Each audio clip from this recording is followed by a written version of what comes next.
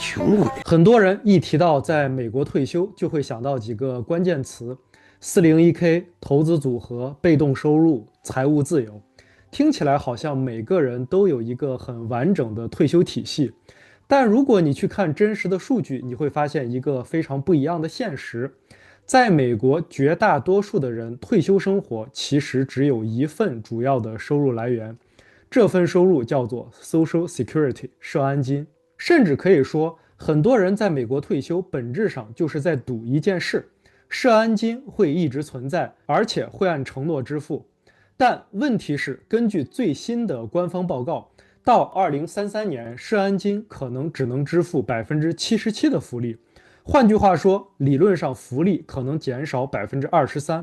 当然，这并不意味着社安金会消失，但它确实提醒我们一件事情：美国的退休结构其实比很多人想象的要脆弱。所以这期视频我们就来系统的解释清楚3件事情。第一，美国退休收入的真实结构是什么？第二，社安金到底是怎么计算的？第三，为什么很多关于 Social Security 的建议其实并没有你想象的那么简单？大家好，我是王博士，欢迎回来。作为投资人和创业者，我每周都深度研读美联储等官方报告，把复杂的数据拆解成清晰可理解的财富判断。如果你想用 Fed 数据看清美国的财富真相，欢迎订阅这个频道，每周获取最新的数据解读。为了有一个比较基准，我们先来看看每年退休的平均家庭支出是多少。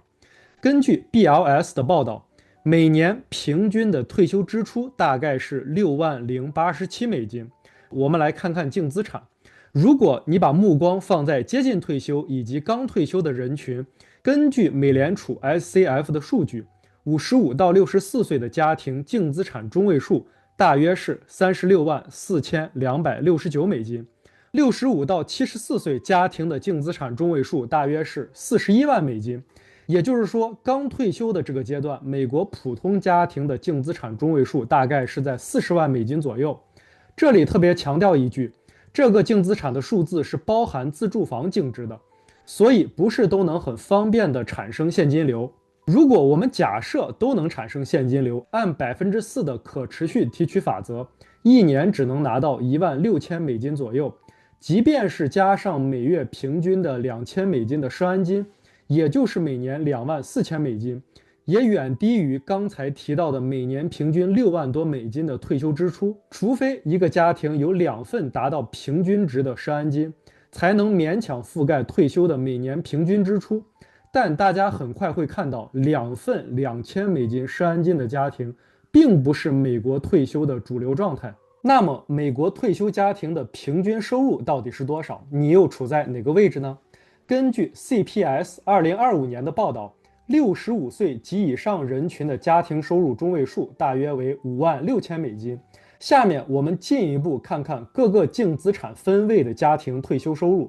这里我们用的是美联储 SCF 的数据，看的是65到74岁退休家庭的税前年收入中位数。首先说明一点，这个收入口径包括社会安全金、退休账户的取款、投资收入以及其他转移的收入等等，代表的是一个退休家庭一年真实可支配的主要收入的来源。如果你把这些退休家庭放在整个美国的财富分布中来看，按净资产分位数来对照，结果非常清晰。净资产处在后25%的退休家庭，年退休收入中位数大约是$26,000，基本完全依赖社安金，而且几乎等于1份的平均社安金。净资产处在25%到49.9%区间的退休家庭，年收入的中位数大约是$36,000，社安金是主体，几乎没有资产性的现金流，年收入相当于1.5份左右的平均社安金。大家这里可以看到，在真实的世界中，很多家庭只有1份社安金，或者是一高一低的组合，达到双$2000社安金的家庭，并不是美国主流的状态。好了，净资产处在50%到74.9%区间的退休家庭，年收入中位数大约是$54,000。这个区间有一定的退休账户支持，但仍然以社安金为主。净资产进入75%到89.9%区间的退休家庭，年收入中位数已经提高到了78000美元左右。真正前10%的退休家庭年退休收入的中位数已经超过了14万美金。这个阶段，退休收入才开始明显体现出资产的力量。结合刚刚我们提到的不是很理想的中位退休家庭的净资产，这也解释了一个很多人感受得到但说不清楚的现实。在美国，大多数人的退休生活并不是靠资产不断的生钱产生现金流，而是靠社安金加上有限的储蓄慢慢消耗。这也解释了为什么在美国，即便已经到了退休年龄，仍然有相当一部分人选择继续工作，因为单靠退休收入很难覆盖现实的生活成本。很多人都知道 Social Security 很重要，但其实大部分人并不知道退休金到底是怎么算出来的。其实整个系统可以理解为3个步骤。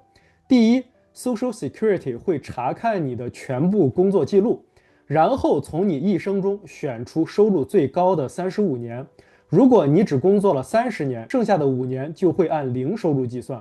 所以很多人在接近退休的时候会选择再工作几年，把早期的低收入的年份替换掉。接下来第二步， Social Security 会把这35年的收入加起来，算出一个平均值。这个指标叫 AIME Average Indexed Monthly Earnings， 简单理解就是平均月收入。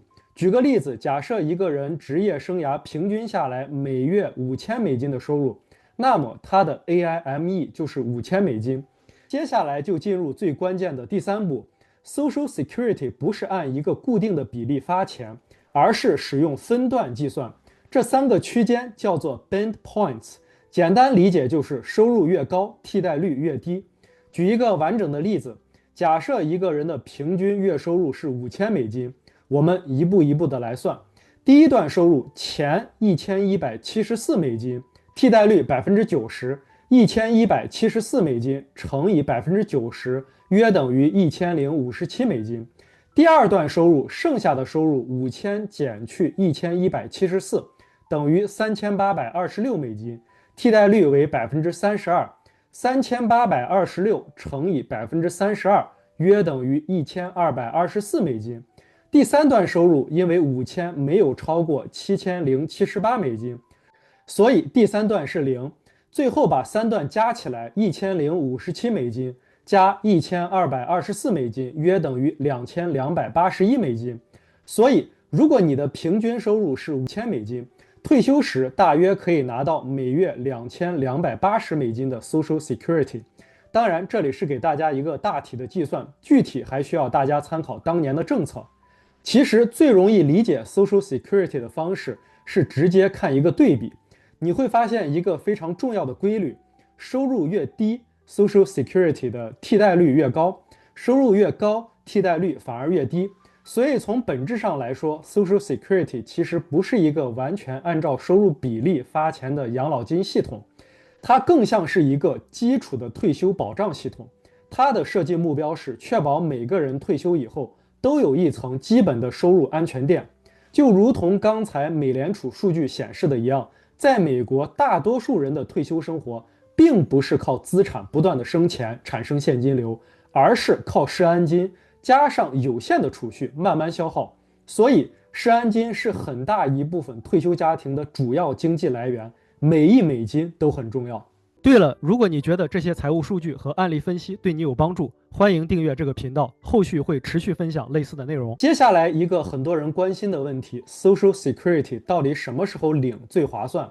美国的退休系统其实有3个关键的年龄，社安金最早62岁可以开始领取，67岁算是完全退休年龄，而70岁开始领取可以获得最大福利。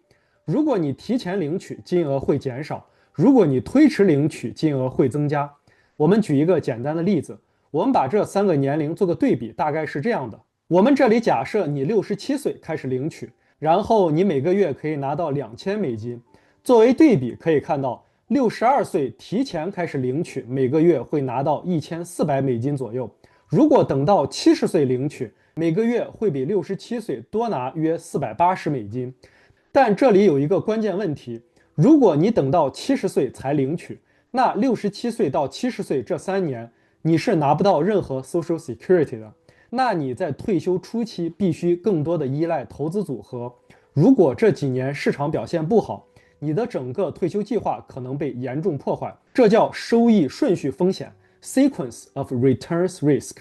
如果我们把钱加总计算，大概会得到一个结论：如果一个人活到80岁，晚领取社安金，通常能拿到更多的钱；如果活不到80岁，早领取反而能拿到更多的钱。所以，如果你选择70岁领取，其实是在赌一件事情，自己能活过80岁。那问题来了，人一般能活多久呢？根据 Social Security 的生命表，你会发现一个很有意思的事实：从统计上来讲，女性比男性活得更久，所以从统计上来讲，女性更适合晚领取社安金。此外，你应该可以意识到，65岁的钱比80到90岁的钱更有价值。65岁的时候，你可以旅行，可以和家人一起生活，可以做很多想做的事情。而80到90岁的时候，很多人只是努力维持健康和日常生活。所以，什么时候领取 Social Security 其实没有标准答案，它既是一个数学问题，也是一个概率问题。你需要考虑你的健康状况、现金流需求以及对未来寿命的判断。所以，如果到现在为止你意识到社安金对退休家庭如此重要，那接下来的这一部分可能会让你重新思考社安金在退休计划中的位置。目前，个人理财领域即将面临的一个最大的问题就是 Social Security 社安金的资金缺口。根据最新的 OASA 的报告，大约到2033年，社安金只能支付约77%的法定福利。这意味着所有的领取者的福利将统一减少大约23%。这件事情为什么如此重要？因为2033年并不遥远，而且社安金是非常多的退休家庭的最基础的一部分收入来源。我们刚才提到，根据美联储 ICF 的数据，对于很大一部分的退休家庭来说，社安金甚至是退休生活的生命线。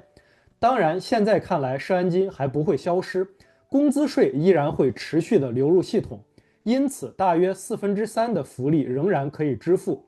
所以今天真正的问题不是社安金会不会消失，而是你是不是把自己的退休完全建立在一个你并不完全理解的系统上。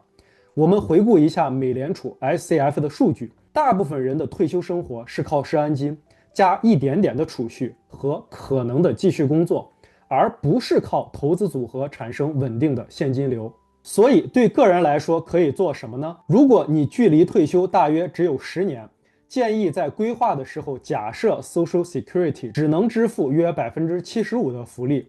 如果最后真的拿到了100%，那是额外的安全边际。同时，你也可以测试，如果 Social Security 延迟领取，福利降低或者税收提高，你的退休计划是否仍然成立？如果距离退休还有25到30年，就不要把 Social Security 当作退休计划的核心。应该把它当做一种基础收入的保障，而不是整个退休计划的核心。而且，平均每个人每月$2000，也就是每年$24000的社安金，本来也无法覆盖每年平均$6万多的退休支出。所以，社安金可以考虑是最基础的一层收入，但同时它也不应该是唯一的一层。而真正稳健的退休结构应该是社安金加个人储蓄加投资，比如401k、Roth IRA、普通投资账户等等，而不是完全依赖社安金这一个系统，因为任何系统都可能发生变化。好了，今天就聊到这里，非常感谢你的观看。